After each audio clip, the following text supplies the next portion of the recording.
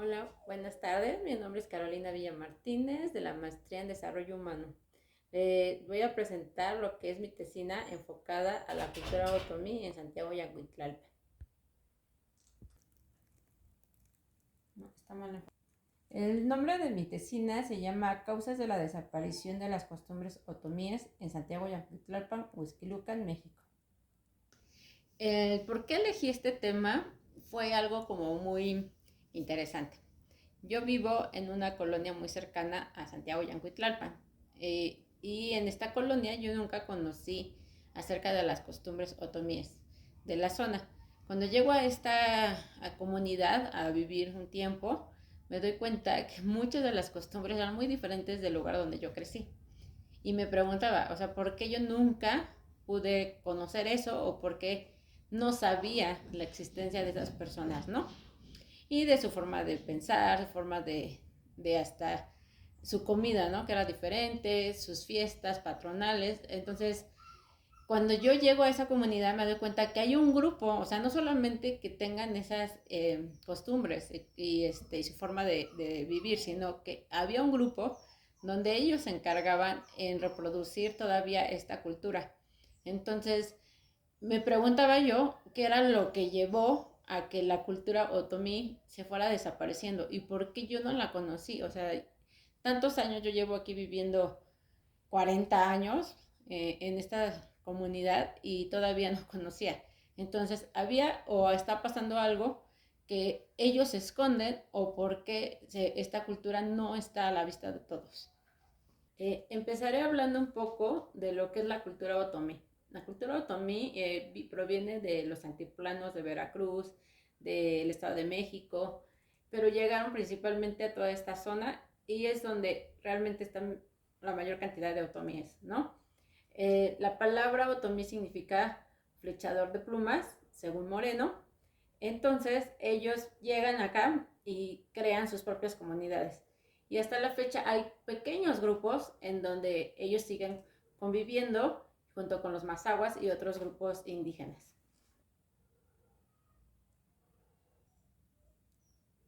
La lengua que hablan los otomíes son varias derivaciones de uno mismo. El más común es el ñañú y no hay una escritura como tal. Hay solamente son sonidos, es el habla común. Y lo que buscan precisamente este grupo, ya pasándonos a Santiago y a Tlalpan, al grupo Otomí, lo que buscan es que se siga desarrollando esta comunicación, esta lengua.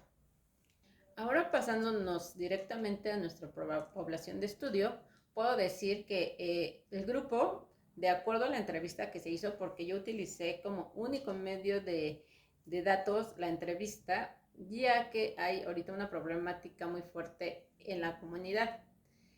Sí se me hizo un poco complicado porque no me querían recibir, entonces ya yo llegué al grupo y me dieron esta entrevista a los coordinadores.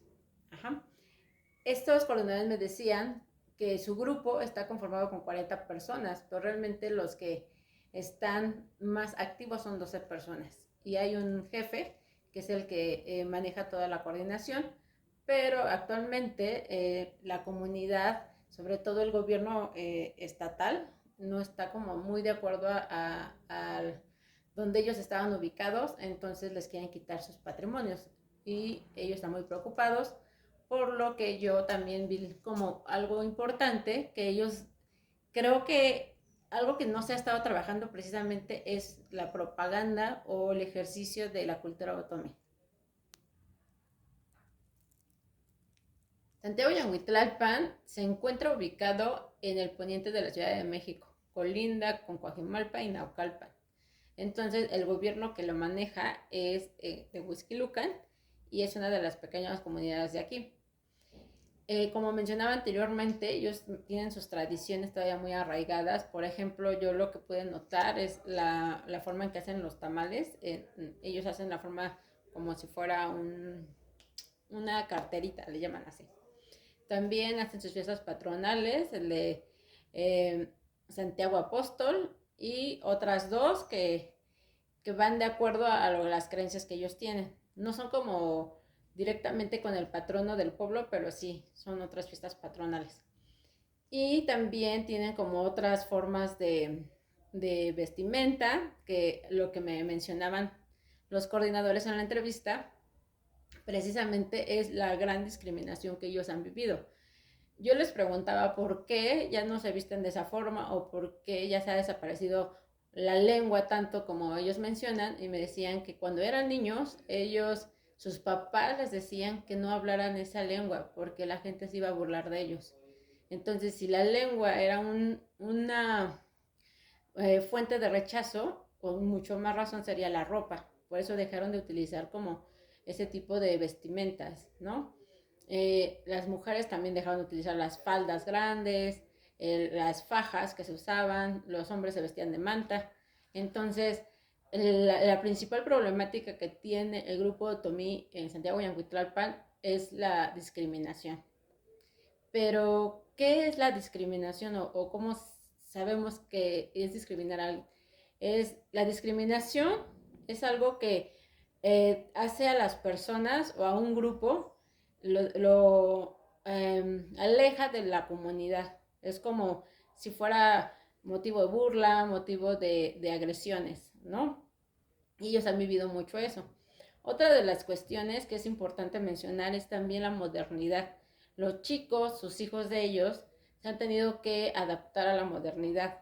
Han tenido que irse a trabajar a los lugares más cercanos, que en este caso es Interlomas, Santa Fe.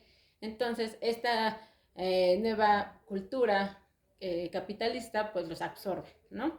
Entonces, más que seguir esas tradiciones otomíes, pues empiezan a tener otro tipo de subculturas. Por eso ha estado perdiendo mucho. Uno de los puntos que a mí me interesaba estudiar precisamente era qué está pasando, cuál es el motivo, así como lo dice el título, de que se esté perdiendo las costumbres, y la respuesta está clara: la discriminación. Ahora, algo importante que para mí ha sido como lo que yo puedo aportar al grupo Otomí, que yo les hablaba, era generar estos grupos educativos donde se les enseña a los nuevos jóvenes, pues eso, qué es la cultura Otomí, cuál es tu vestimenta, o empezar a hacer grupos donde se les enseñe la lengua. Ellos decían que, por ejemplo, que el gobierno les estaba quitando el lugar donde estaban, pues que presentaron un proyecto, ¿no? Un proyecto donde digan: vamos a dar clases a las personas interesadas en aprender la lengua, vamos a dar talleres de artesanales o de música, en donde se vea como un motivo para que esto continúe.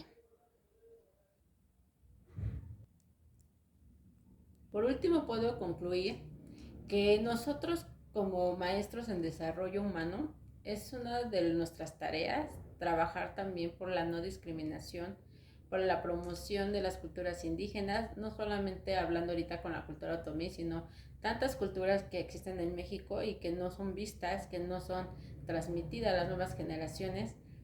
Y sería como una tarea muy buena, o sea, para mí es como generar un proyecto donde podemos llevar a las escuelas las diferentes culturas que hay en nuestro estado, o sea, por zona, tal vez no en todos los estados, o sea, no hablar de todas las culturas porque son demasiadas en México, pero sí enfocarnos al estado que nos corresponde. Por ejemplo, si yo voy a dar clases en mi comunidad, entonces enseñarle qué culturas hay aquí en el Estado de México y específicamente en Huixquilucan, que también el gobierno dé como un lugar donde se pueda propagar, hacer como un museo o un centro cultural en donde pueda haber desde fotografías, vestimenta, como les decía, los talleres, clases de lengua, muchas de las actividades que se pueda hacer para que se siga propagando esta cultura y todas las culturas en México.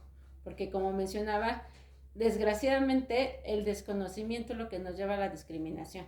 Si nosotros nos acercamos a estas culturas, podríamos entenderlos más y ya no verlos como, ay, pues el niño raro, o el que habla raro, o porque se viste de esta forma, o porque siempre estamos como juzgando, criticando las formas de vida de las personas, ¿no?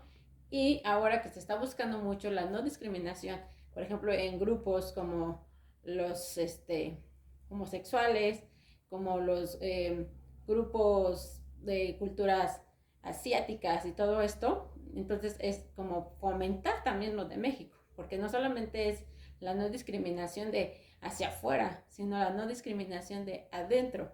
Entonces, ¿por qué si aceptamos como ciertas culturas y otras no?